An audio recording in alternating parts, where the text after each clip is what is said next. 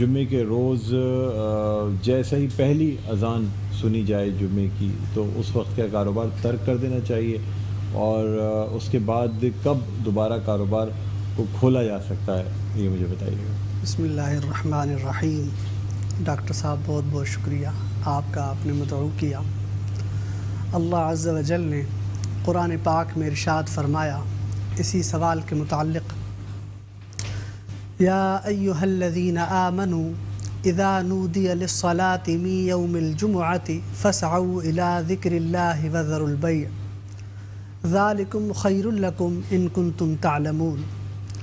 اے ایمان والو، جب نماز کا وقت ہو جائے، جمعے کا نماز کا وقت جب پہنچ جائے، می یوم الجمعۃ فاسعوا الی ذکر اللہ، تو آؤ تم سب اللہ کے ذکر کی طرف، آؤ تم نماز کی طرف۔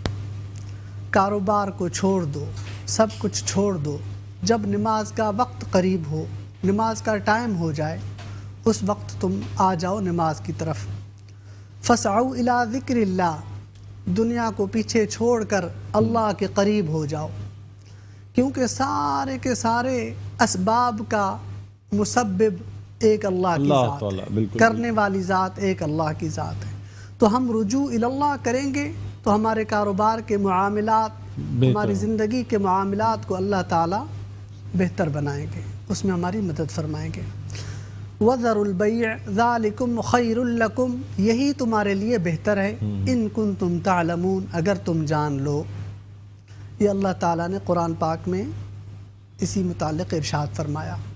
تو جب پہلی اذان ہو جائے تو ہمیں مسجد کی طرف رخ کرنا چاہیے، کاروبار ہے، جو کام ہے، جو کچھ بھی معاملات، سب پیچھے، سب سے پہلا اللہ کا فرض، تو ہمیں اللہ کا فرض بجا لانا چاہیے اور رجوع الی اللہ کرنا چاہیے۔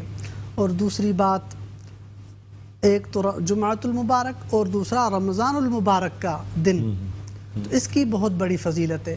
دنوں کا سردار جمعۃ المبارک ہے، مہینوں کا سردار رمضان المبارک ہے۔ حدیث پاک میں آتا ہے، قرآن پاک کی بھی آیت ہے، شہر رمضان الذی انزل فیہ القرآن ھدی للناس وبینات من الھدی والفرقان۔ یہ مہینہ ایسا مبارک مہینہ ہے، اس مہینے میں اللہ تعالیٰ نے قرآن پاک کو نازل فرمایا۔ بے شک۔ اسی طرح حدیث پاک میں بھی آتا ہے، اولہ رحمہ اوسطہ مغفرہ وآخرہ عتق من النار۔ اس کا پہلا حصہ رحمت، دوسرا حصہ مغفرت، تیسرا حصہ جہنم کی آگ سے خلاصی۔ بالکل بالکل بالکل بالکل۔